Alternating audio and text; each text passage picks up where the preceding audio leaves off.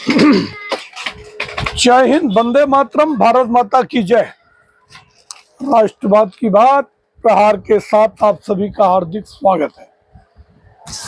दोस्तों, आज समझने की कोशिश करते हैं कि महाराष्ट्र अभी 3 महीने पहले ही नागपुर में हिंदुओं के घरों को जलाया गया औरंगजेब के नाम पर, और अब एक घटना पुणे के यवत की है जो कि दौड़ तालुका में आती है। मैं आई थिंक 2002 में बारामती, दौड़ और सातारा वाई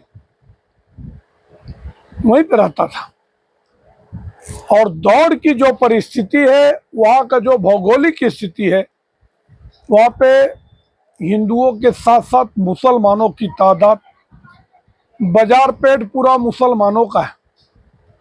मैं तो ग्राउंड रिपोर्ट बता रहा हूँ, क्योंकि एक ट्रेन जाती है पूना से जो दौड़ जाती है, और उसी से हम लोग भी दौड़ जाते थे, और वहाँ से फिर हम लोग रिक्शे से बारामती जाते थे और बारामती में रहते थे।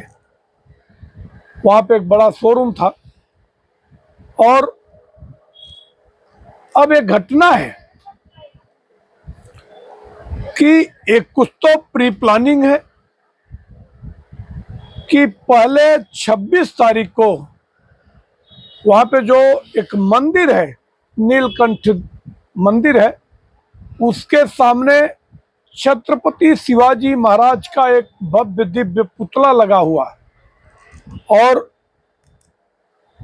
कुछ मुस्लिम लड़कों ने छत्रपति शिवाजी महाराज के पुतले का कान तोड़ दिया। मतलब ये आपत्तिजनक अपमान है। मगर महाराष्ट्र के सियासी दल, चाहे वो उद्धव ठाकरे जी हो, चाहे भाषा के नाम पर बांटने वाले राज ठाकरे हो, और चाहे महाराष्ट्र के चाणक्य शरद पवार जी हो, और चाहे कांग्रेस पार्टी के वरिष्ठ नेता पृथ्वीराज चौहान हो, और चाहे फिर नाना पटोले हो, किसी के मुंह से एक शब्द नहीं निकला,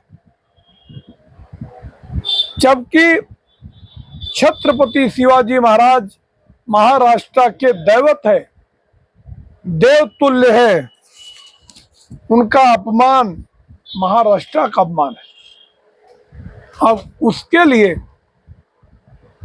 फिर 30 तारीख को एक सभा होती है, जो कि शिवसेना एनसीपी अजीत गुट के आमदार संग्राम जगताप, जो कि अहमदनगर के हैं, और एक गोपीचंद पडवलकर, दोनों की सभा होती है। और सभा में इन्होंने, जो कि जन आक्रोश मोर्चा लेते हैं कि एक कैसे अपमान हुआ और इस अपमान का बदला लेना चाहिए। अभी क्या ये छत्रपति शिवाजी राव की भूमि ये क्या वीर विहीन पृथ्वी हो गई कि कोई भी मुंह उठा के आएगा और छत्रपति शिवाजी महाराज के पुतले को अपमानित करके चला जाएगा। इसके लिए उन्होंने कहा कि हिंदुओं को एकजुट होने की जरूरत है, और इसके बाद जैसे सभा करके जाते हैं तो एक अमन सैयद करके लड़का, जो कि एक पोस्ट डालता है सोशल मीडिया पे कि हिंदू कमजोर है, और उसने दूसरा पोस्ट भी डाला कि हम डरने वाले नहीं हैं, और उसका वीडियो वायरल होता है, जानबूझ के वायरल कराया जाता है। बाद में जितने कोने कोने से हिंदू एकजुट होते हैं और हिंदुओं ने मस्त में 3-4 घंटे पत्थरबाजी किया, बड़े बड़े पत्थर, और ओ मुस्लिम जो अमन सैयद है वो पकड़ा जाता है, उसके साथ एक व्यक्ति और पुलिस के कस्टडी में है। 2 गाड़ियां तोड़ के जला दी जाती है। वैसे भी हिंदुओं को अपनी ताकत एकजुट करने की जरूरत है कि आज कोई भी मुंह उठा के आके ललकार के चले जाएगा।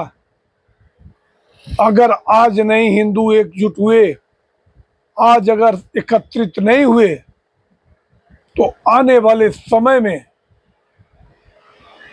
अपना देश इस्लामिक मुल्क होने में टाइम नहीं लगेगा। तो जो कुछ भी किया, ये ताकत दिखाने की एकदम हुबहू ये पैटर्न, ये जब 18 मार्च 2025 को औरंगजेब के समर्थन में नागपुर में मुस्लिम युवक एकजुट होते हैं और हिंदुओं की बाइकों को जला देते, उनके घर में पेट्रोल बम मारते हैं, नतीजा जो हुआ कि नागपुर में भी बुलडोजर चला। मेरी यही मांग है कि जो कुछ भी यवत में हुआ है वहां पे भी बुलडोजर चलना चाहिए, और ऐसा हिम्मत नहीं होना चाहिए कि हमारे देश में रहने वाले मुसलमान ऐसा छाती ठोक के बोल पावे, क्योंकि ये अपने हक का पाकिस्तान तो पहले ले चुके हैं। ये देश सौहार्द का है। अगर देश को अपना मानते हो, मुल्क के कानून को अपना मानते हो, यहाँ कानून का इकबाल मानते हो, तो आप यहाँ पे स्वेच्छा से रह सकते हो। इसको आप बांग्लादेश और पाकिस्तान या सीरिया ऐसा नहीं बना सकते। तो अब एक्टिव हो गए, और यवत में आज डिप्टी सीएम और वहां के आमदार अजीत दादा पवार आज यवत में गए हैं, और मुझे उम्मीद है कि एक सुलझे हुए व्यक्ति है और हिंदू मुसलमान का एक अच्छा कॉम्बिनेशन रखते हैं, तो मामला सब कुछ शांत है, और मामला शांत रहना चाहिए। कानून को अपना काम करना चाहिए। जितने भी लोग दोषी हैं उनको सलाखों में डालना चाहिए, और ऐसी घटना महाराष्ट्र में वापस ना हो, उसके लिए पुलिस को और खुफिया विभाग को पहले ही अलर्ट पे रहना चाहिए, क्योंकि ये प्री प्लान जैसे जानबूझ के तोड़ा गया, मगर सियासी दल खामोश है। अगर आज हिंदू आपस में एक नहीं हुए तो आने वाला समय महाराष्ट्र भी केरल और कश्मीर जैसा होने में टाइम नहीं लगेगा। और सबसे बड़ी बात है कि मराठा की बात करने वाले उद्धव ठाकरे और राज ठाकरे ऐसे मसले पर जहां मराठाओं की दुकान जलाई गई, एक शब्द नहीं बोल रहे। ये दुर्भाग्यपूर्ण है। मेरी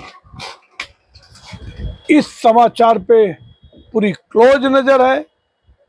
मैं आप लोगों के साथ हूं। जैसे ही नई अपडेट आएगी आप लोगों के बीच में हाजिर होऊंगा। जय हिंद, वंदे मातरम, भारत माता की जय। धन्यवाद।